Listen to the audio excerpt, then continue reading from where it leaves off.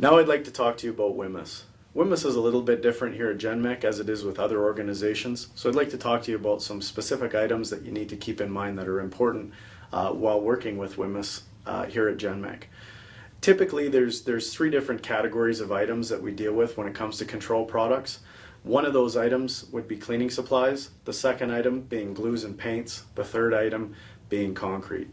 Talking specifically about cleaning supplies, most cleaning supplies contain the product ammonium.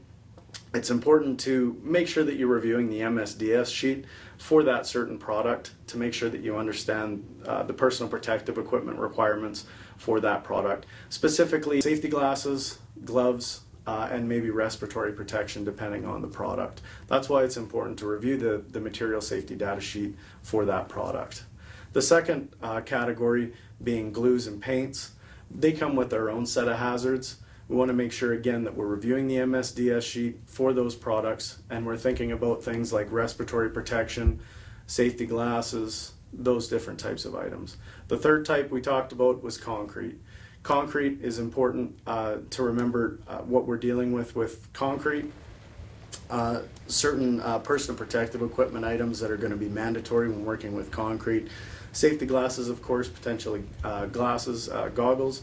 Also, we want to make sure that we're protecting our skin from concrete by wearing impermeable gloves. If we get concrete on our skin, it must be washed immediately. Again, different types of variations of concrete. We want to make sure that we're referring to the MSDS sheet for that certain product. So whenever you're working with a control product, the most important thing is to review the material safety data sheet for that product.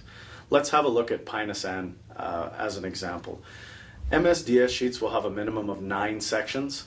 The two most important sections on an MSDS sheet are the personal protective measures and the first aid requirements for that product.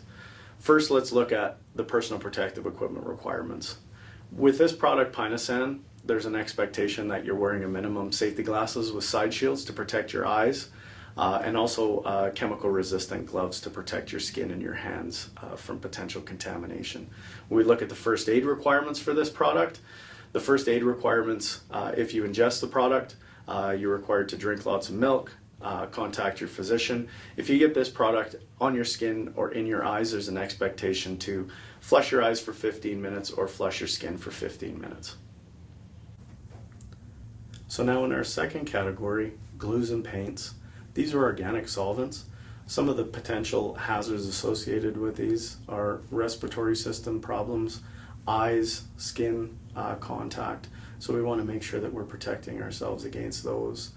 When we look at the material safety data sheet for a glue that we typically use on site, PL400, you'll notice in the first aid requirements section it's much different from the Pinosan that we looked at previously.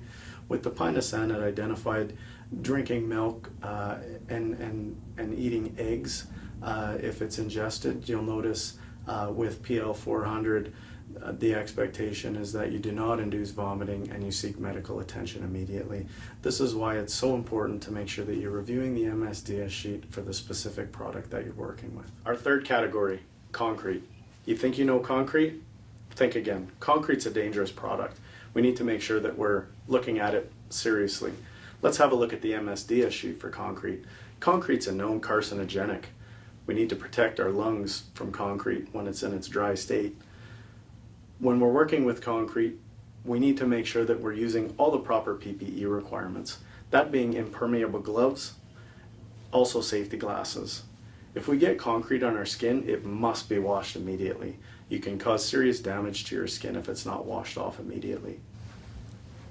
Diesel fuel. Diesel fuel is another great example of a product that a lot of people don't consider hazardous.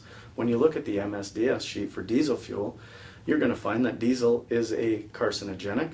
You'll find that diesel is highly flammable.